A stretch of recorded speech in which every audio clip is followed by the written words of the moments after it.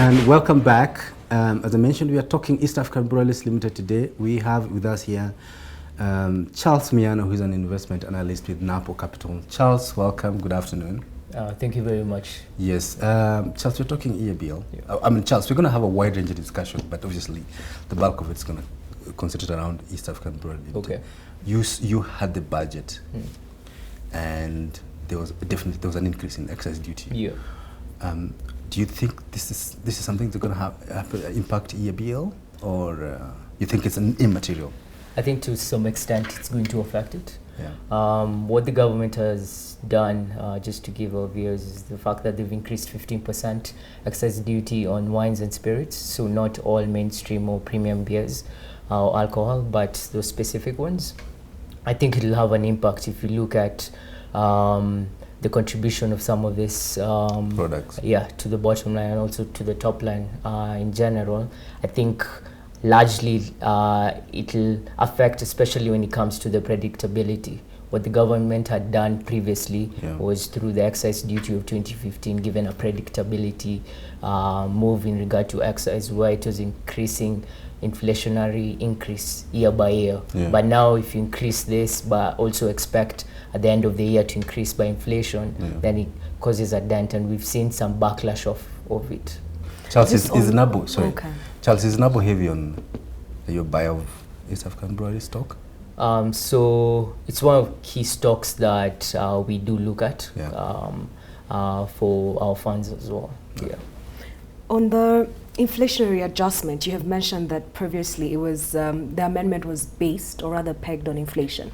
Does that mean now if there's a 15% increment on excise, is it 15% over and above the inflation adjustment? Does that take us closer to 20%, or how should we look at it? I think it's going to go over and above that. Okay. And that's now the main qualm, because if it was just increasing by 50%, that covers 2019, then that would be a different story. Okay. But now we're seeing where as I mentioned, the inflationary tax covers majority of the alcoholic beverages, and then which is inflation, right? But now with the 15%, it goes very specific. We've seen it being taxed on cigarettes as well, but also now on wines and spirits. And that is actually a growing element for some of the brewer companies that we're seeing. For example, your EABL saw about 17% growth in the mainstream spirits and its total spirits in half-year results. So can that dent it, especially if you pass it to consumers? Will consumers now, the idea is the psyche of the consumers, will consumers now be more averse to drinking spirits and more maybe shift a bit to now beers and the like? So that's dynamics that has to be seen. Charlse, EABL's response a couple of years back to the first time they introduced, they hiked, I don't know, I can't remember, it's probably 4 or 5 years ago when the government first introduced excise duty on keg. EABL's response was to withdraw that product from the market. Yeah. And that he really hit them. I remember a couple of times he hit them. Do you see withdrawal of certain products from the market? I don't think so.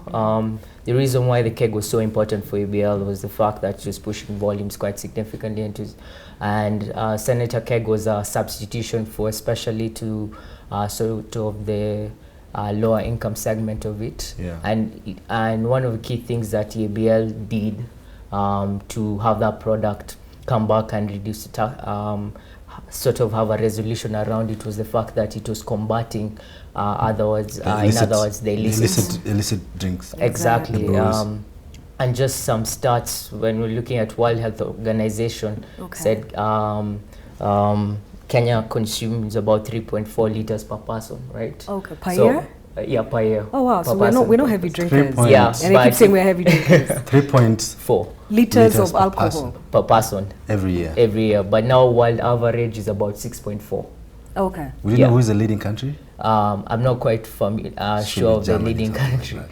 But now if you look at that stats, 1.9 is officially accounted for. So official beers that you can buy off the bars, the restaurants. While the rest of the 1.4 is unaccounted, meaning that it's illicit brew. So there is a problem with illicit brew because you, in other words, you can't tax it. If you look at, for example, EABL paid half year 3.1 billion in tax revenues. Yeah.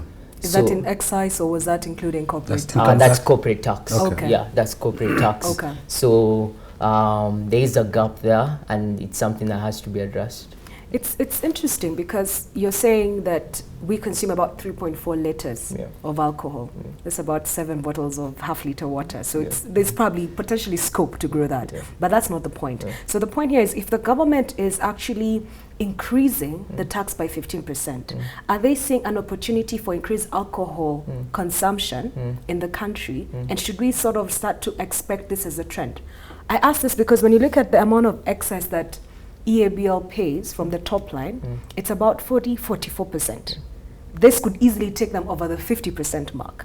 So it's either the government is seeing that there's more consumption of the EABL products, either that, or maybe the price points are allowing the government to come back and do this, because it's either punitive or the government is seeing an opportunity to collect additional tax. I don't know what you think about that. It's usually seen like the sort of taxing the sinners, right? Yes. How sinful is taking alcohol, Charles? Depends with how excess. If it's excess, then it's a problem. But people take 5 liters of alcohol every year. Every year, you take 5 liters. I think I'm slightly above the world. You're way above 3.4. You're a drunkard. I'm closer to the world average. Yeah, you're closer to the world average. You're going global with your drinking habits. I'm assuming. But Charles, tell me, in your models, what's the upside on EABL? What you're essentially saying is that increasing excise duty, it essentially looks immaterial to the company's finances. I wouldn't say immaterial. It's still material. It's still material. But the prospects also are around to the extent in which we're seeing growth, not just in Kenya, but let's not forget that they do sell in Uganda and Tanzania, which constitute and largely Uganda and Tanzania, and we've seen some growth around there, and they contribute about, if you see, 71 to 72% of revenues Kenya. So the rest of the balance is Uganda and Tanzania, and it's growing as well. And it's growing. Okay. They have a new plant that will come up from Kisumu.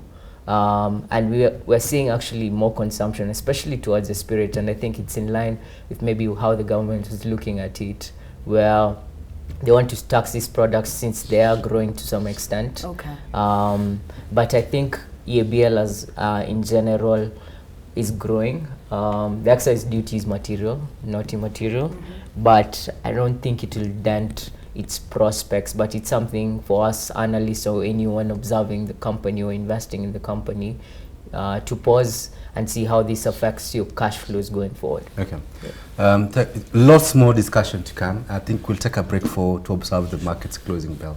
The market officially closed for today, and it's the last day of the week for trading.